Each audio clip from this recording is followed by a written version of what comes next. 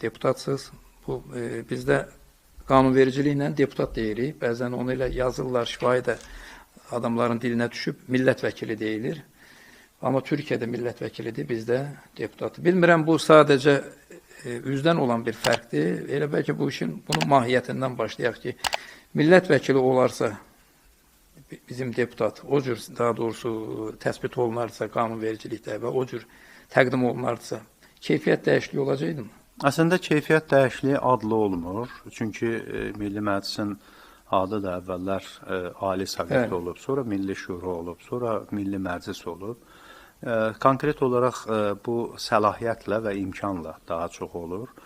Milli Məclisin səlahiyyəti hansı səviyyədə olacaqsa və onda vətəndaşı məmnun edə biləcək fəaliyyətləri də onda daha çox aydın şəkildə müəyyən eləmək olur. İndi Milli Məclisin daha çox fəaliyyət sferası qanunvericiliyi ilə bağlıdır. Yəni, mahiyyətcə konstitusiya bir çox səlahiyyətlər verir, xüsusilə də hökumətin hesabatı, büdcənin qəbulu və bir sıra qurumların gender bərabərliyi, insan alveri ilə bağlı dinləmələri, ombudsmanın hesabat məruzəsinin, illik məruzəsinin dinlənilməsi. Bunlar hamısı həm də məsələyə müdaxilə etmə imkanı verən və onu müzakirə etmə fürsəti yaradan bir istiqamətlərdir.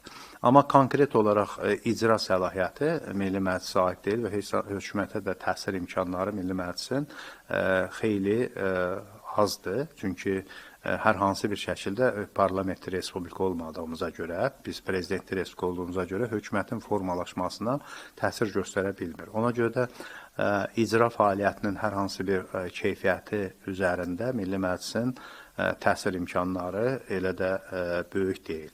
Ona görə də Azərbaycan cəmiyyətində isə bu hakimiyyətlər bölgüsü məsələsinə baxışda bu qədər yanaşma belədir ki, kimin nə səlahiyyəti olduğunu çoxları bilmədən daha çox qarşılaşdığı, qəbuluna getdiyi, üz-üzə gəldiyi deputatdan tələb eləməyə başlayırlar. Bunda da qınamalı deyil, çünki vətəndaş hansısa bir şəkildə əlçatan instansiyadan nələrisə görməyə çalışır.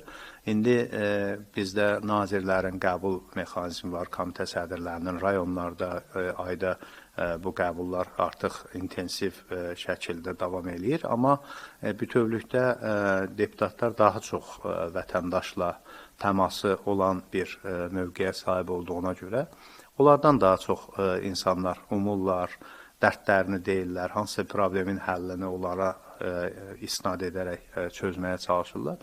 Bu da normal bir qəbul olunan məsələdir. İndi burada kiminsə performansı yüksək olar, kimsə daha çox əhali ilə işləyər, kimsə daha az işləyər, daha deyək ki, məsələlərdə fərqli platformada böyük işlər görür. Məsələn, orada da kateqoriyalara bölünən əslində keyfiyyətcə demək fəaliyyət növləri var.